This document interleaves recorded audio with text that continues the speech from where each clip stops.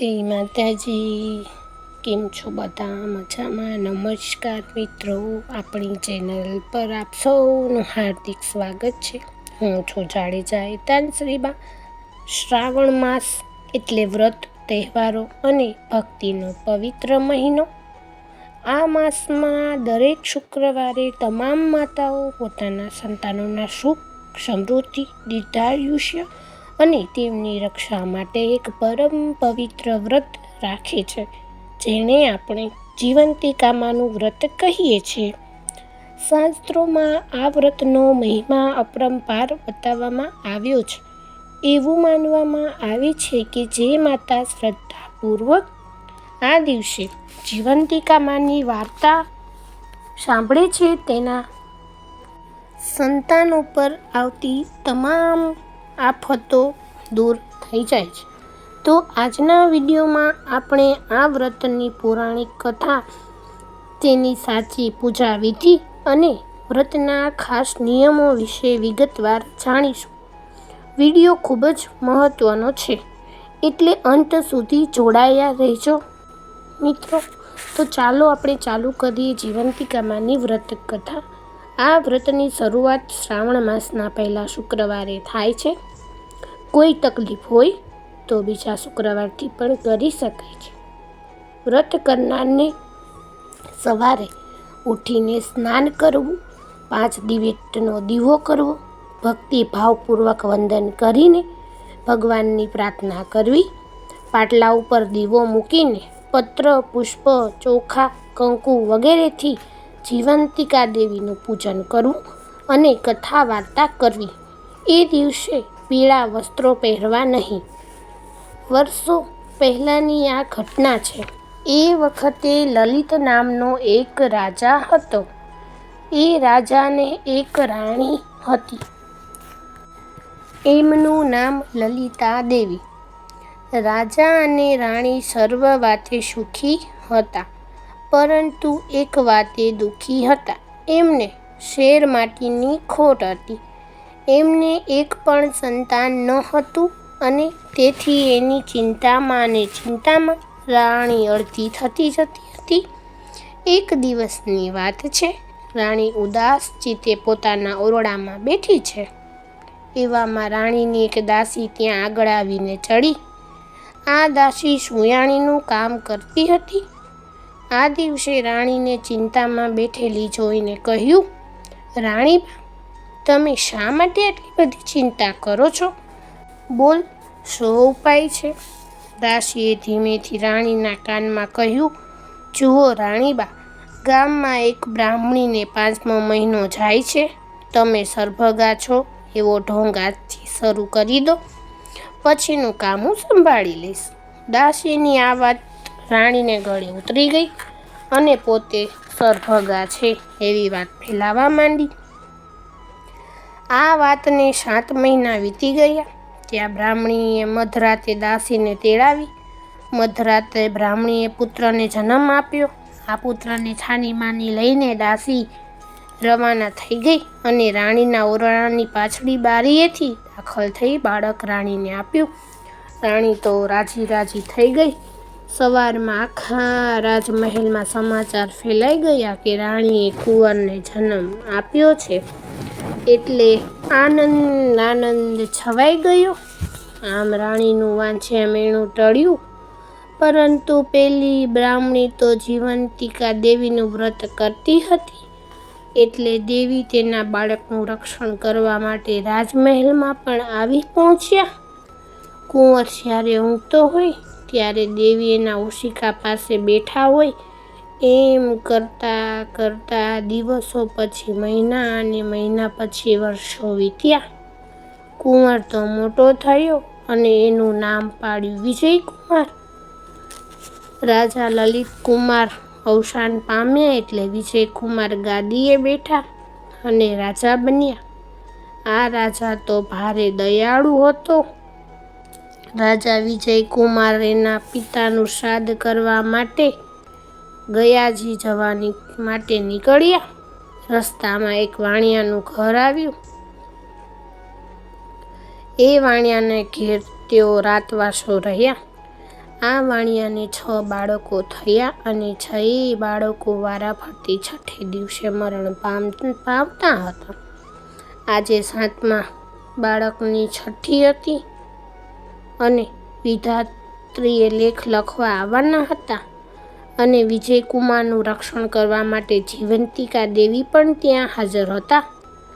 મધરાત થઈ અને વાણિયાને ત્યાં વિધાત્રી દેવ પધાર્યા એટલે જીવંતિકા માતાએ આડું ત્રિશૂળ ધર્યું અને કહ્યું, દેવી વિધાત્રી, તમે અહીં ક્યાંથી આવ્યા? વાણિયાના દીકરાની આજે છઠ્ઠી છે એટલે લેખ લખવા આવી છું. અચ્છા, તો બહેન શું લખશો લેખમાં? એ જ કાલે સવારે તમારો દીકરો મરણ પામશે. ના ના વિધાત્રી, એવું તમારાથી ન લખાય. હું તમારી મોટી બહેન અહીં હાજર હોઉં અને તમે આવું અમંગળ ન લખી શકો. અંતે વિધાત્રીએ જીવંતિકામાની વાત માની દીધાશ્યુ લખીને ચાલતા થયા. સવાર પડી વાણિયાએ પોતાના દીકરાને જીવતો જોયો અને નવાઈ પામ્યો. તેઓ રાજીના રેડ થઈ ગયા. તેઓએ આ વિજયકુમારને શુભ પગલાંના માન્યા અને એમની સરભરા એમને ખૂબ જ ભારપૂર્વક કરવા માંડી. અંતે વિજયકુમાર ગયા, પરંતુ વાણિયાએ વળતા પોતાના ઘેર થઈને જ જવાનું વચન લીધું અને વિજયકુમાર ગયાજી રવાના થયા. વિજયકુમાર ગયાજી ગયા અને ત્યાં શ્રાદ્ધ કર્મ કર્યું. પિંડ આપવા માટે હાથ લાંબો કર્યો, પણ તેને તો એકને બદલે 2 હાથ દેખાયા. આમ થવાનું કારણ શું? આ થવાનું કારણ એને પંડિતોને પણ પૂછ્યું, પરંતુ પંડિતો પણ એનો કાંઈ જવાબ આપી શક્યા નહીં. આમાંથી બીજો હાથ કોઈ દેવીનો હાથ જેવો દેખાતો હતો. વિજયકુમાર શ્રાદ્ધ ક્રિયા પતાવીને પાછા વળ્યા અને વળતા વચન આપ્યા પ્રમાણે પેલા વાણિયાને ત્યાં રાત રોકાયા. ત્યારે વાણિયાના બીજા દીકરાની છઠ્ઠી હતી. અડધી રાત થઈ અને વિધાત્રી આવ્યા. આ વખતે પણ જીવંતિકા માતાને એની દીધાશ્યુ લખવા કહ્યું. એ વખતે વિજયકુમારની ઊંઘ ઉડી ગઈ અને બંને દેવીઓની વાતો સાંભળતો જાગતો પડી રહ્યો. જીવંતિકા દેવી કહે, હે વિધાત્રી, આ રાજકુમારની માતા વર્ષોથી મારું શુક્રવારનું વ્રત કરે છે. પીળું વસ્ત્ર અને પીળા અલંકારો પહેરતી નથી. ચોખાના પાણીને પણ ઓળંગતી નથી. એટલે મારે એનું રક્ષણ કરવું પડે. એ જ્યાં ત્યાં મારે જવું પડે છે. આજે આ વાણિયાને ત્યાં એનો વાસ છે તો મારો પણ વાસ છે. તો વાણિયાનું અઘટિત મારે શા માટે થવા દેવું બહેન? હું તારી મોટી બહેન છું તો મારી વિનંતી પાળવી જ પડશે. ભલે કહી વિધાત્રીએ એના લેખ દીધાશ્યુ લખ્યા.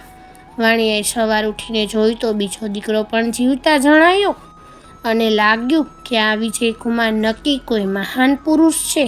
બીજે દિવસે વિજયકુમારે વિદાય માંગી ત્યારે વાણિયાએ એમને આનંદથી વિદાય આપી. થોડા દિવસમાં વિજયકુમાર રાજમહેલમાં પાછા આવ્યા. આવીને એમને રાણીને પૂછ્યું, બા, તમે કયું વ્રત કરો છો? બેટા, હું તો એકેય વ્રત કરતી નથી. આ સાંભળી વિજયકુમારને નવાઈ લાગી, પણ એનો આખો ભેદ ઉકેલવાનો ઉપાય મળી ગયો. શ્રાવણ મહિનો આવ્યો અને એ મહિનાનો પહેલો જ શુક્રવાર આવ્યો. એ દિવસે રાજા વિજયકુમાર આખા નગરમાં ઢંઢેરો પીટાવ્યો કે આજે નગરની તમામ સ્ત્રીઓએ પીળા વસ્ત્રો પહેરીને જમવા આવવાનું છે. કોઈએ ઘરે રહેવાનું નથી. એવામાં એક દાસી સમાચાર લાવી કે એક બ્રાહ્મણી આવવાની ના પાડે છે અને જીવંતિકા વ્રત કરે છે એટલે પીળા વસ્ત્રો પહેરીને નહીં આવે. એટલે રાજા વિજયકુમાર આખી વાત સમજી ગયા. એને બ્રાહ્મણી માટે લાલ વસ્ત્રો મોકલ્યા. આજ વિજયકુમાર એની માતાને ઓળખી ગયા. ત્યારથી ગોરાણીએ રાજમહેલમાં રહેવા લાગ્યા. જીવંતિકા માતાના વ્રત પ્રભાવથી ગોરાણીએ પોતાના ખોવાયેલ પુત્ર પાછો મળ્યો અને માતાજીએ એનું રક્ષણ કર્યું. એવી જ રીતે આ વ્રત કરનારના બાળકોનું રક્ષણ કરજો. એમને સુખ સંપત્તિ મળજો અને એમને ફળ્યા એવા સૌને ફળજો. તો મિત્રો, આ હતી જીવંતિકા માતાની પરમ પવિત્ર અને ચમત્કારી વ્રતકથા. જીવંતિકા માતા જેમ બ્રાહ્મણીના દીકરાની રક્ષા કરી અને દીર્ઘાયુષ્ય આપ્યું, તેમ આ વિડીયો સાંભળનાર તમામ માતાઓના સંતાનોની રક્ષા કરે અને સુખ સમૃદ્ધિ આપે તેવી જ માતાજીના ચરણોમાં પ્રાર્થના. જો તમને આજની આ કથા અને પૂજા વિધિની માહિતી ગમી હોય તો વિડીયોને લાઈક કરવાનું અને તમારા મિત્રો તથા પરિવાર સાથે શેર કરવાનું બિલકુલ ભૂલતા નહીં. આવી જ સનાતન ધર્મની પૌરાણિક કથાઓ અને ધાર્મિક માહિતી માટે મારી ચેનલને અત્યારે સબસ્ક્રાઈબ કરી લેજો. તમારા સંતાનનું સુખ માટે કોમેન્ટ્સ બોક્સમાં જીવંતિકા માતાની જય અથવા ઓમ નમઃ શિવાય જરૂરથી લખજો. ફરી મળીશું એક નવી ધાર્મિક કથા સાથે. ત્યાં સુધી ભગવાન શિવ અને જીવંતિકા માની કૃપા આપ સૌ પર બનેલી રહે. ધન્યવાદ. હું છું જાડેજા હેતાંશ્રી. જય જીવંતિકામાં. ફરી જ મળીશું બીજા વિડીયોમાં.